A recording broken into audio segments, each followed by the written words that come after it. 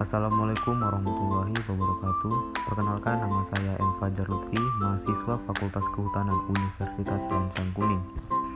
Nah, di sini saya akan membahas mengenai materi dari perlindungan kehutanan, yaitu perladangan berpindah.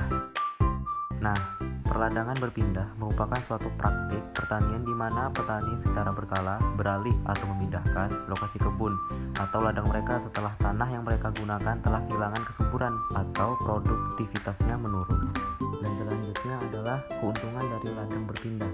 Yang pertama itu adanya memindahkan lokasi kebun atau ladang secara berkala. Petani dapat memberikan waktu bagi tanah yang sebelumnya digunakan untuk pulih secara alami. Dan yang kedua, adanya praktik perladangan berpindah juga dapat membantu dalam mengurangi risiko serangan penyakit dan hama tanaman yang bisa terjadi karena tanah telah diusahakan dalam jangka waktu yang lama.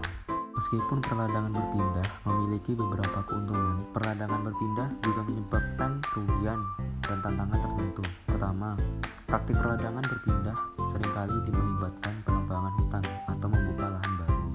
Yang kedua, penebangan hutan untuk perladangan berpindah dapat mengakibatkan hilangnya habitat bagi berbagai spesies flora dan fauna. Dan yang ketiga, perladangan berpindah juga dapat meningkatkan kerentanan terhadap perubahan iklim. Nah, inilah cerita menarik dari suatu desa yang berada di Sulawesi Tengah.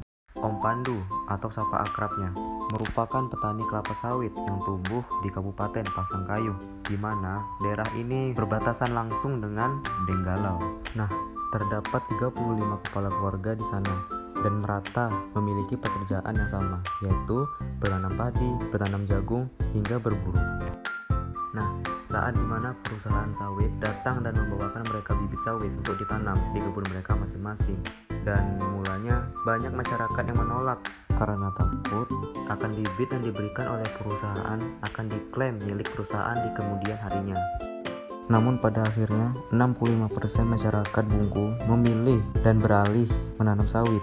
Om Pandu sendiri memiliki 7 hektar lebih kebun sawit dan sekarang meningkat menjadi 10 hektar lebih. Dan perusahaan pun membuat 4 kelompok tani. Setiap kelompok terdiri dari 25 sampai 35 dengan total luasan kebun yang diberikan yaitu 100 hektar. Nah, pusat pelatihan dan sekolah lapangan pun disediakan perusahaan agar masyarakat dapat belajar ilmu penanaman sawit. Dan ekonomi pun meningkat tajam di wilayah Kundu. Masyarakat sangat menikmati hasil sawit ini. Dari yang sebelumnya tidak mampu membeli sepeda, kini mereka bisa membangun rumah, membeli kendaraan seperti motor dan juga mobil. Nah, itulah cerita menarik dari salah satu desa yang berada di Sulawesi Tengah. Dari cerita tadi dapat kita lihat di mana masyarakat di wilayah Kundu rata-rata memiliki pekerjaan yang sama, bertanam padi, jagung, hingga berburu. Tetapi setelah perkebunan sawit masuk di wilayah Kundu, ekonomi masyarakat langsung meningkat tajam. Hal ini membuat masyarakat yang tadinya tidak bisa membeli sepeda, sekarang mampu membeli motor. Nah, itulah penjelasan singkat dari ladang berpindah. Semoga video ini bermanfaat bagi teman-teman semua. Sekian dari saya. Wassalamualaikum warahmatullahi wabarakatuh.